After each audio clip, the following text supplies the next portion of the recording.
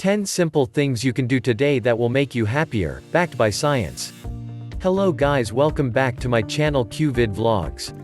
I am going to show you 10 simple things you can do today that will make you happier, backed by science.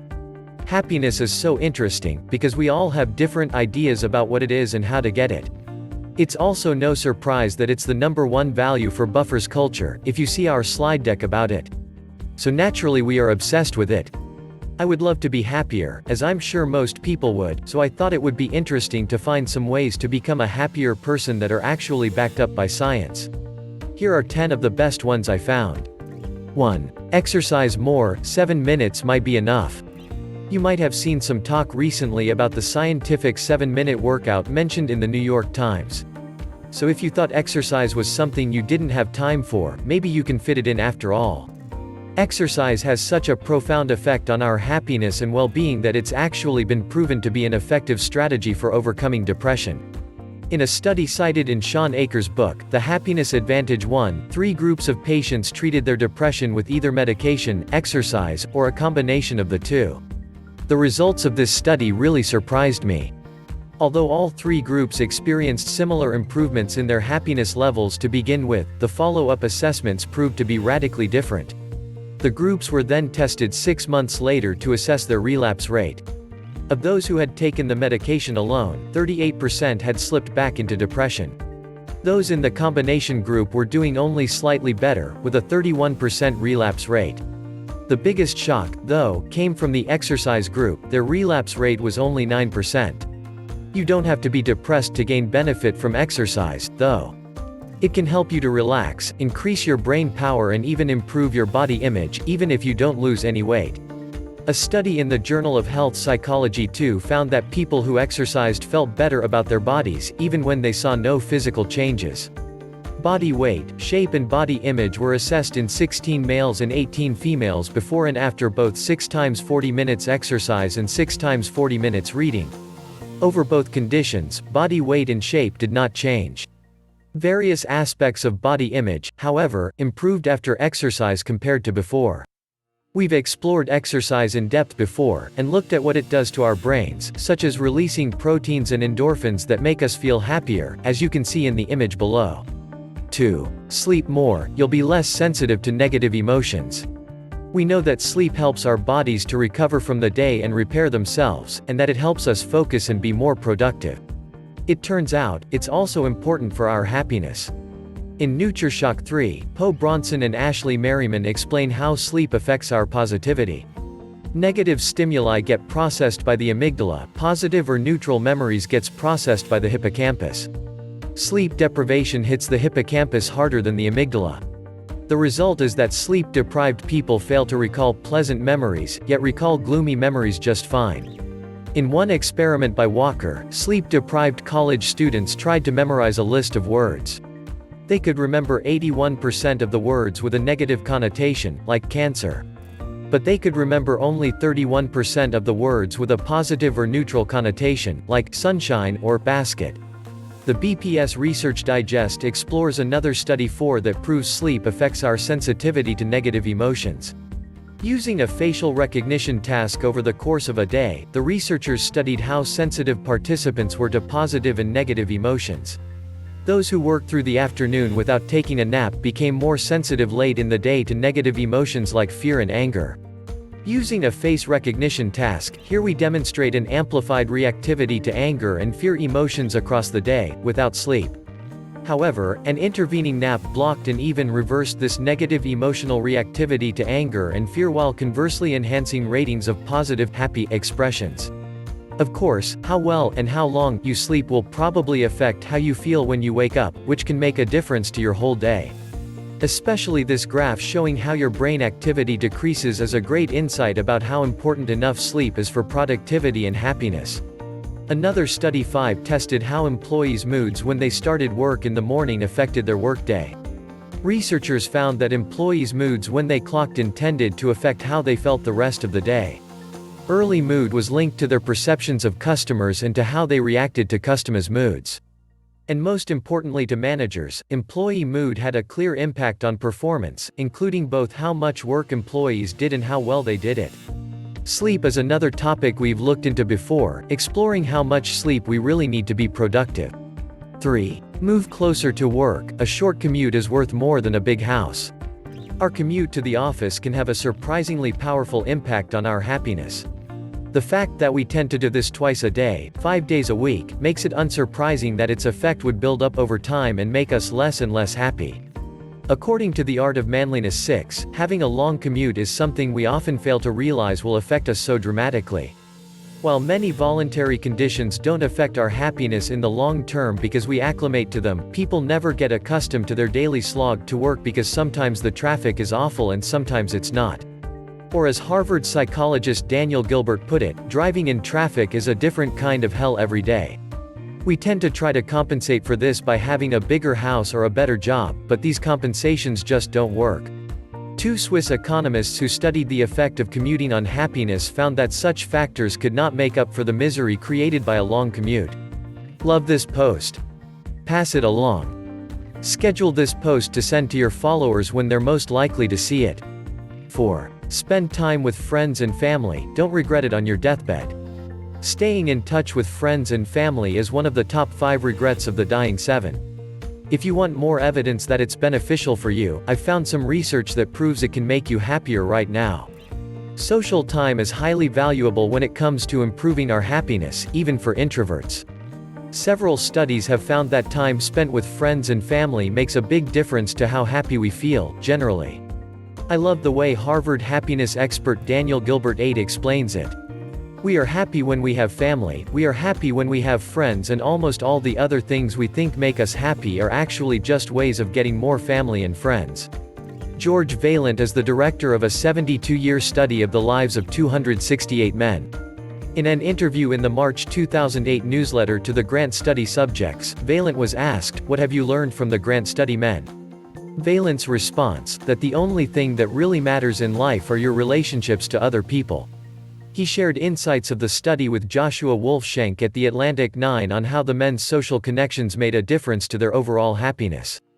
The men's relationships at age 47, he found, predicted late life adjustment better than any other variable, except defenses. Good sibling relationships seem especially powerful. 93% of the men who were thriving at age 65 had been close to a brother or sister when younger.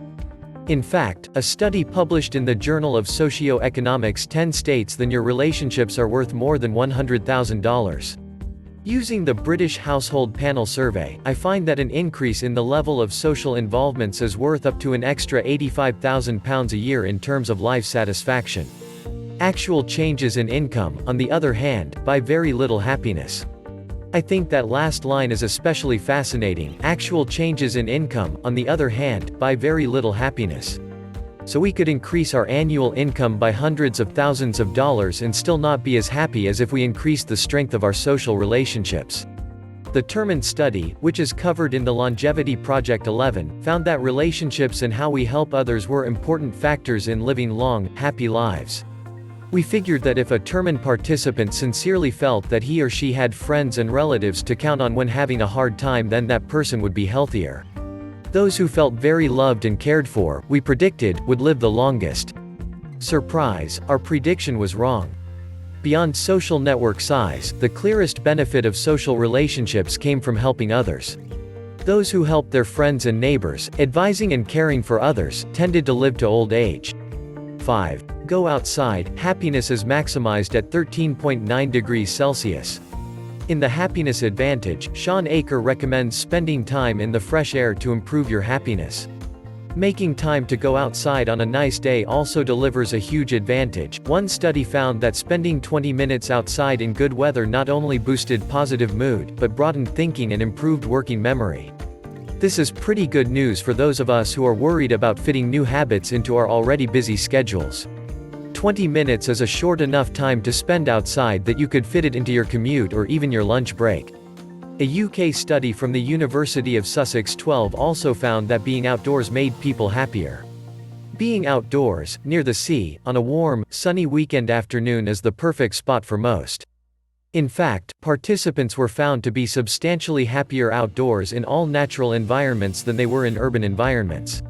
The American Meteorological Society 13 published research in 2011 that found current temperature has a bigger effect on our happiness than variables like wind speed and humidity, or even the average temperature over the course of a day.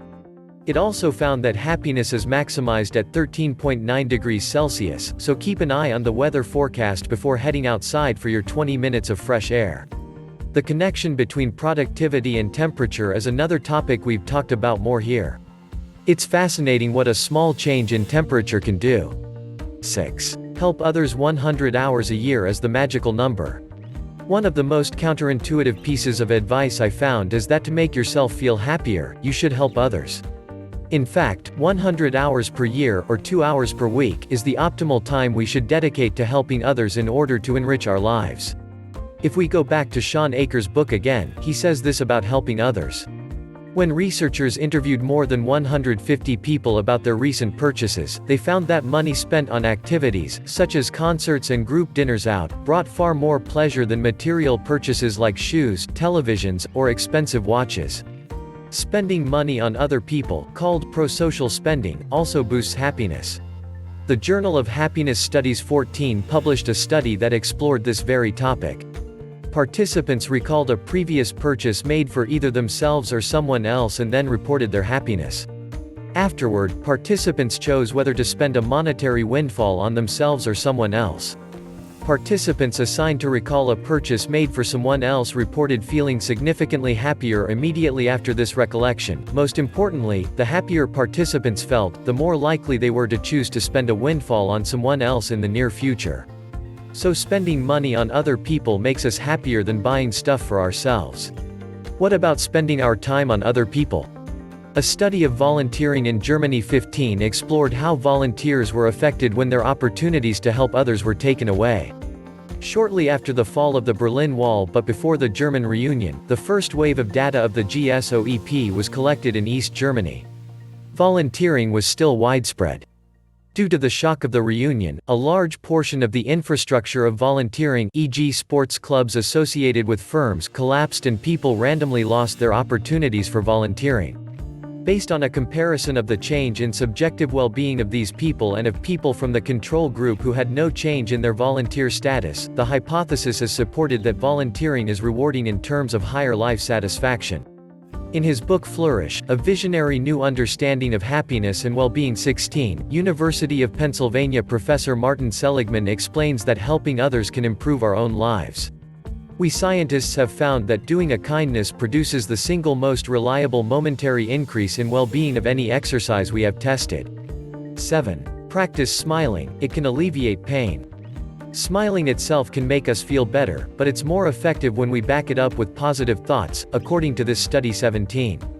A new study led by a Michigan State University business scholar suggests customer service workers who fake smile throughout the day worsen their mood and withdraw from work, affecting productivity. But workers who smile as a result of cultivating positive thoughts, such as a tropical vacation or a child's recital, improve their mood and withdraw less. Of course, it's important to practice real smiles where you use your eye sockets. It's very easy to spot the difference. According to SciBlog 18, smiling can improve our attention and help us perform better on cognitive tasks. Smiling makes us feel good, which also increases our attentional flexibility and our ability to think holistically. When this idea was tested by Johnson et al. 2010, the results showed that participants who smiled performed better on attentional tasks which required seeing the whole forest rather than just the trees. A smile is also a good way to alleviate some of the pain we feel in troubling circumstances. Smiling is one way to reduce the distress caused by an upsetting situation. Psychologists call this the facial feedback hypothesis. Even forcing a smile when we don't feel like it is enough to lift our mood slightly, this is one example of embodied cognition. One of our previous posts goes into even more detail about the science of smiling. 8. Plan a trip, but don't take one. As opposed to actually taking a holiday, it seems that planning a vacation or just a break from work can improve our happiness. A study published in the journal, Applied Research in Quality of Life 19 showed that the highest spike in happiness came during the planning stage of a vacation as employees enjoyed the sense of anticipation. In the study, the effect of vacation anticipation boosted happiness for 8 weeks. After the vacation, happiness quickly dropped back to baseline levels for most people. Sean Aker has some info for us on this point, as well. One study found that people who just thought about watching their favorite movie actually raised their endorphin levels by 27%. If you can't take the time for a vacation right now, or even a night out with friends, put something on the calendar, even if it's a month or a year down the road. Then whenever you need a boost of happiness, remind yourself about it. 9. Meditate, rewire your brain for happiness. Meditation is often touted as an important habit for improving focus, clarity and attention span, as well as helping to keep you calm. It turns out it's also useful for improving your happiness. In one study, a research team from Massachusetts General Hospital looked at the brain scans of 16 people before and after they participated in an 8-week course in mindfulness meditation. The study, published in the January issue of Psychiatry Research, Neuroimaging, concluded that after completing the course, parts of the participants' brains associated with compassion and self-awareness grew, and parts associated with stress shrank. Meditation literally clears your mind and calms you down. It's been often proven to be the single most effective way to live a happier life. I believe that this graphic explains it the best. According to Sean Aker, meditation can actually make you happier long-term. Studies show that in the minutes right after meditating, we experience feelings of calm and contentment, as well as heightened awareness and empathy. And research even shows that regular meditation can permanently rewire the brain to raise levels of happiness. The fact that we can actually alter our brain structure through meditation is most surprising to me and somewhat reassuring that however we feel and think today isn't permanent. We've explored the topic of meditation and its effects on the brain in depth before. It's definitely mind-blowing what this can do to us. 10. Practice gratitude, increase both happiness and life satisfaction. This is a seemingly simple strategy, but I've personally found it to make a huge difference to my outlook. There are lots of ways to practice gratitude, from keeping a journal of things you're grateful for, sharing 3 good things that happen each day with a friend or your partner, and going out of your way to show gratitude when others help you. In an experiment 20 where some participants took note of things they were grateful for each day, their moods were improved just from this simple practice. The gratitude outlook groups exhibited heightened well-being across several, though not all, of the outcome measures across the 3 studies, relative to the comparison groups. The effect on positive affect appeared to be the most robust finding. Results suggest that a conscious focus on blessings may have emotional and interpersonal benefits. The Journal of Happiness Studies published a study 21 that used letters of gratitude to test how being grateful can affect our levels of happiness. Participants included 219 men and women who wrote 3 letters of gratitude over a 3-week period. Results indicated that writing letters of gratitude increased participants' happiness and life satisfaction, while decreasing depressive symptoms. Thank you for watching, I hope you enjoyed. Please, subscribe to my channel QVid Vlogs. And click the notification bell button for more updates.